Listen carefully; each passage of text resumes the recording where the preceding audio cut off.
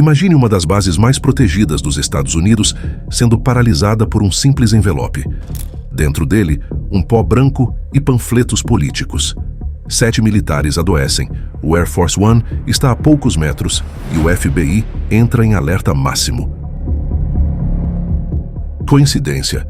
Ou alguém está testando até onde vai a vulnerabilidade da maior potência do planeta? Nesse vídeo, você vai descobrir o que realmente aconteceu na Base Andrews, por que esse caso assustou Washington e o que pode estar por trás desse ataque silencioso. Fique até o final. A verdade é mais perigosa do que parece.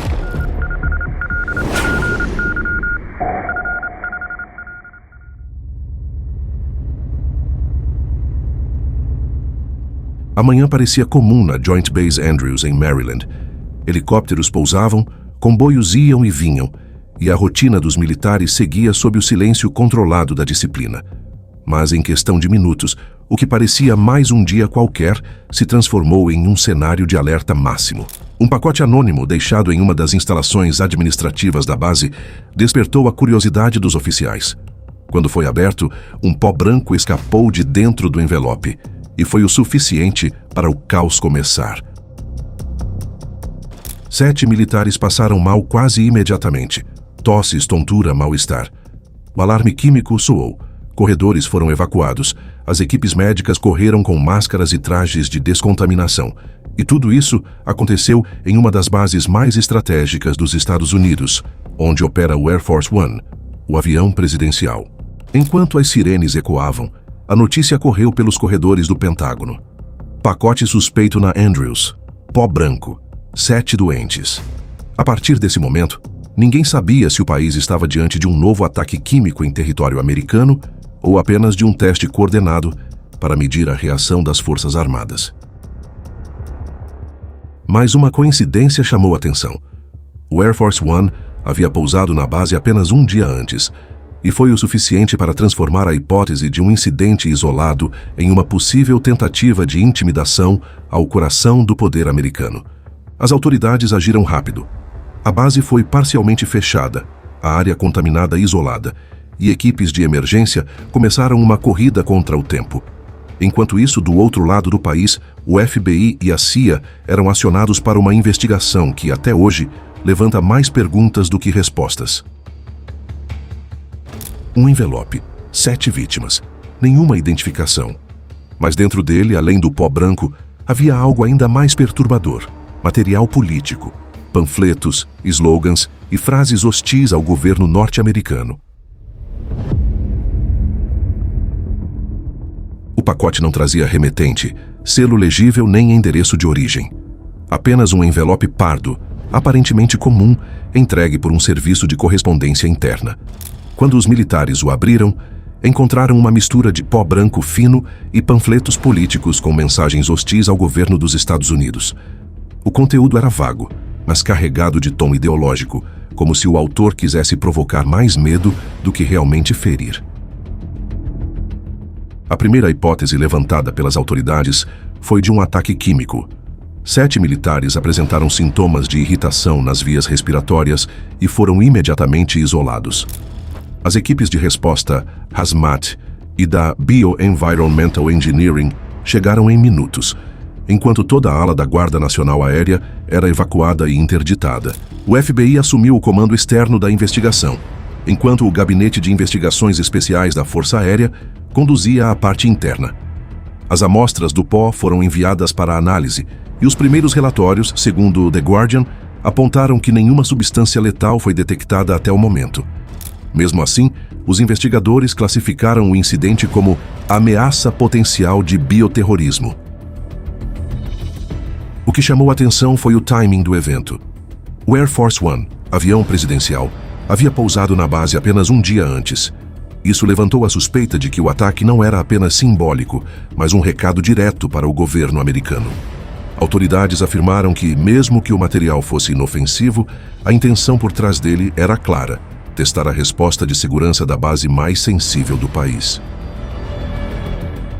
Enquanto isso, rumores começaram a circular entre analistas de defesa e fóruns militares online.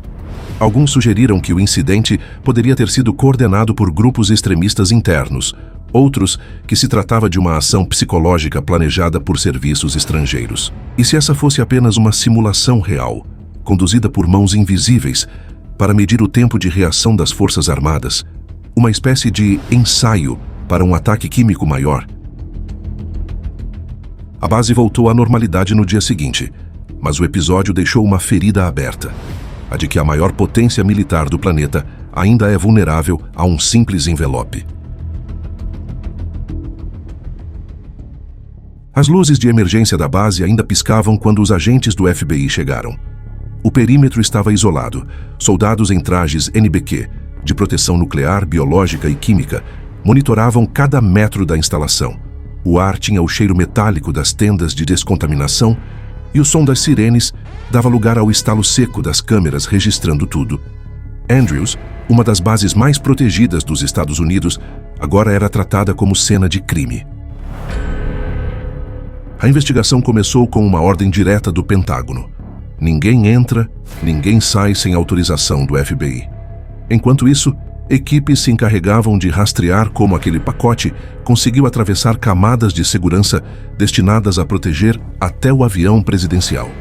O protocolo de emergência foi ativado como se o país estivesse sob ataque. Segundo fontes da Axios, o envelope passou por ao menos 2 triagens antes de chegar ao setor administrativo. E mesmo assim, não levantou suspeitas. Isso acendeu o sinal vermelho em Washington. Se um pacote com pó branco pode passar despercebido em Andrews, o que impediria uma ameaça real de fazer o mesmo? Dentro da base, o clima era de paranoia. Qualquer envelope, caixa ou pasta era tratada como potencial armadilha.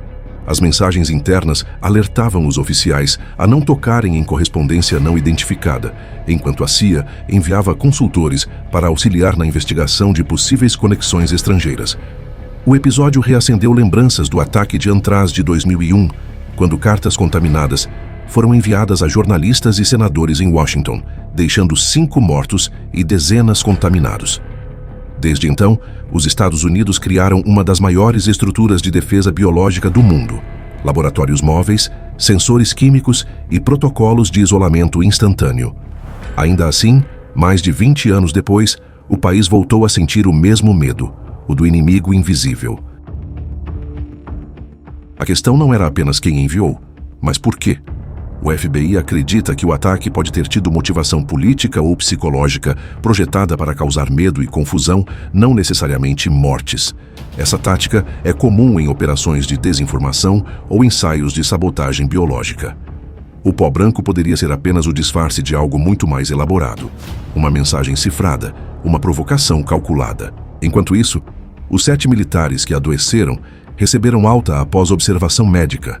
Nenhum apresentou sequelas, mas todos relataram sintomas compatíveis com exposição a substâncias irritantes. O mistério permanece. Não havia agente tóxico, mas houve reação física. O FBI chamou o incidente de um teste de prontidão real, uma frase ambígua que muitos interpretaram como o reconhecimento silencioso de que alguém em algum lugar quis medir a resposta dos Estados Unidos. O simples fato de um envelope suspeito ter sido entregue coloca uma pergunta crua e direta: quem enviou? E, talvez ainda mais assustador, por quê? A base que abriga o avião presidencial dos Estados Unidos não é apenas uma instalação militar. Ela representa o poder, o símbolo e a projeção de autoridade do país. Atacar esse espaço, mesmo que de forma menor, é enviar uma mensagem, uma provocação ao cerne da segurança nacional. As investigações oficiais ainda não apontaram um autor identificado ou uma motivação clara. O pó branco segue sem identificação pública, mas várias hipóteses se espalham nos corredores da inteligência e da defesa. Potências estrangeiras. Serviços de espionagem da Rússia, China e Coreia do Norte são capazes de planejar operações de teste ou provocação. A própria existência de um pacote com motivações políticas sugere um alvo psicológico, não apenas físico. Explorar uma brecha num sistema considerado inviolável seria mais valioso como demonstração de poder do que qualquer explosão. Atuação de regimes ou grupos aliados. O roteiro sugere que aliados de regimes autoritários ou grupos extremistas internos poderiam ter interesse em testar vulnerabilidades americanas.